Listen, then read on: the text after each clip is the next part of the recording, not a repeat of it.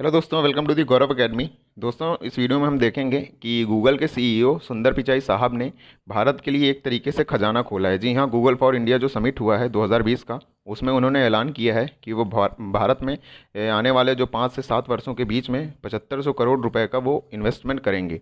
और जो ये निवेश होगा दोस्तों, वो 4 सेक्टर पर केंद्रित है। तो इनके बारे में हम लोग आगे से बात करेंगे दोस्तों। और पिचाई साहब ने भारत को ही क्यों चुना, इसके बारे में भी हम लोग आगे देखेंगे कि आखिर इतना बड़ा निवेश करने के पीछे कारण क्या है दोस्तों। और ये पहली बार नहीं है कि गूगल निवेश कर रहा है दोस्तों।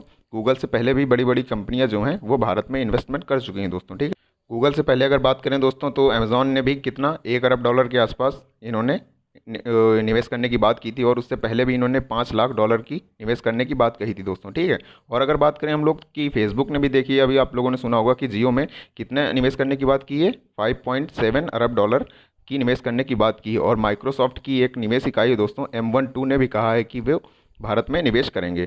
तो हम लोग आगे देखेंगे कि भारत में निवेश करने के पीछे गूगल की सच्चाई क्या है और उनका इतना प्यार किस वजह से ये उमड़ रहा है दोस्तों। सारी चीज़ हम लोग डिस्कस करेंगे। तो चलिए स्टार्ट करते हैं वीडियो। तो देखिए दोस्तों, जो इस बार गूगल फॉर इंडिया 2020 का आयोजन हुआ है, ये इसका 6वां संस्करण था। इससे पहले 5 आयोजित किए जा चुके हैं। जो पहला संस्करण था दोस्तों, जो पहली बार आयोजन हुआ था 2015 में हुआ था।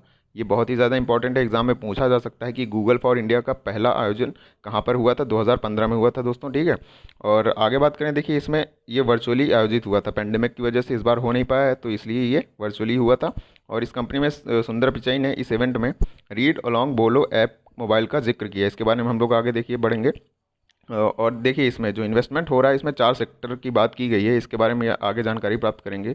तो 4 सेक्टर के अंतर्गत एक बात उन्होंने कही है कि टेक्नोलॉजी का यूज़ जो होता है दोस्तों, वो सोशल वेलफेयर के लिए कैसे किया जा सकता है। उसके अंतर्गत ही इन्होंने बताया कि आर्टिफिशियल पावर ट्यूटर ऐप है एक तरीके से ये, रीड अलोंग बोलो। ठीक है दोस्तों, चलिए आगे देखते हैं हम लोग। तो देखिए दोस्तों, आप यहाँ पर उनका ट्वीट पढ़ सकते हैं। उन्होंने लिखा है, today at Google for India we announced a new 10 billion digitalisation fund to help accelerate India's digital economy. ठीक है, आगे पढ़ सकते हैं आप लोग यहाँ पर। तो दोस्तों, वर्चुअल समिट के बाद देखिए मोदी जी का यहाँ पर ट्वीट आया था। उन्होंने लिखा था कि this morning had an extremely fruitful interaction with सुंदर पिचाई। आगे पढ़ सकते हैं दोस्तों। अगर बात करें हम लोग रीड अलोंग बोलो ऐप की खूबियाँ क्या हैं, तो देखिए इसमें पहली खूबी है कि रीड अलोंग एक रीडिंग ट्विटर ऐप है। इसे 5 साल या इससे ज़्यादा उम्र के बच्चों के लिए बनाया गया है। दूसरा है कि रीड अलोंग ऐप अंग्रेजी, हिंदी, बांग्ला, उर्दू, तेलुगु, मराठी, स्पेनिश, तमिल और पुर्तगाली जैसी भाषाओं को भी ये सपोर्ट करता है। ठीक है, अगला हमारा कि रीड अलोंग ऐप में आर्टिफिशियल इंटेलिजेंस असिस्टेंट का सपोर्ट मिलता है, जिसकी मदद से बच्चों के पढ़ने के कौशल को बेहतर बनाने में मदद मिलती है। मतलब कि इसमें खास बात ये है दोस्तों कि ये बिना इंटरनेट के भी चल सकता है। ठीक है, और इसमें मौजूद जो असिस्टेंट दिया है वो बच्चों के लिए रीडिंग स्किल को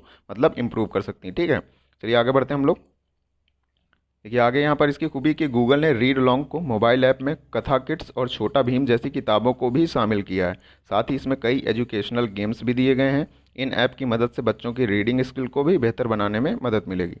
अगला है कि इस ऐप में मल्टी चाइल्ड प्रोफाइल फीचर भी दिया गया है, जिसकी मदद से 2 बच्चे एक साथ एक ऐप का इस्तेमाल कर सकते हैं। वहीं इस ऐप को अब 10 लाख से ज़्यादा लोगों ने डाउनलोड किया है। तो धीरे धीरे दोस्तों इस ऐप का दायरा बढ़ रहा है। ठीक है, चलिए आगे देखते हैं अब हम लोग कि जो 7500 करोड़ रुपए का निवेश हुआ है दोस्तों, वो किन किन सेक्टर में हुआ है और कितना ज़्यादा इंपॉर्टेंट है ये भारत के लिए।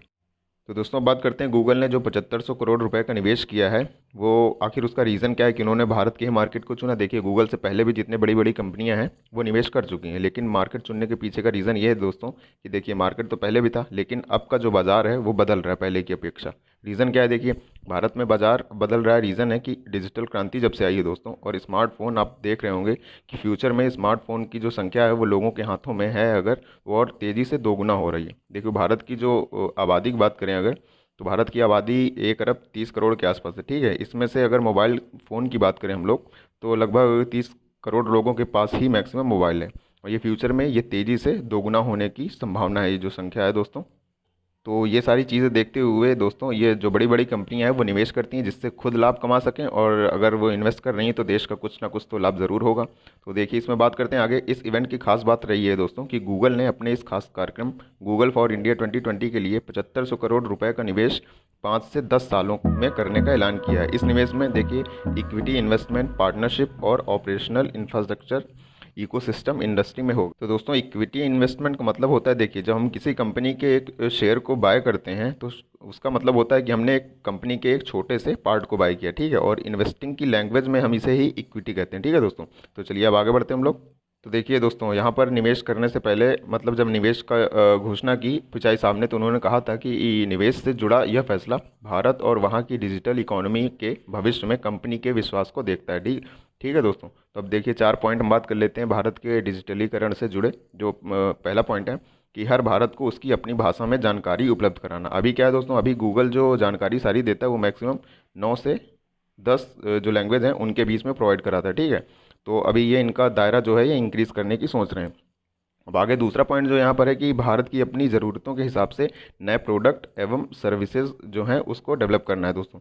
अब देखिए इसका मतलब है, इसको एक उदाहरण से समझते हैं। देखिए जैसे हम एयरफोर्स के कुछ जो उपकरण है वो बाय करते हैं, अगर ख़रीदते हैं किसी दूसरे देश से, तो उसे अपनी ज़रूरतों के हिसाब से उसको हम मैन्युफैक्चर करते हैं। उनसे कहते हैं कि जो हमारी ज़रूरतें हैं उसके अकॉर्डिंग आप उसे बनाइए, क्योंकि देखिए सबकी परिस्थितियाँ अलग होती हैं।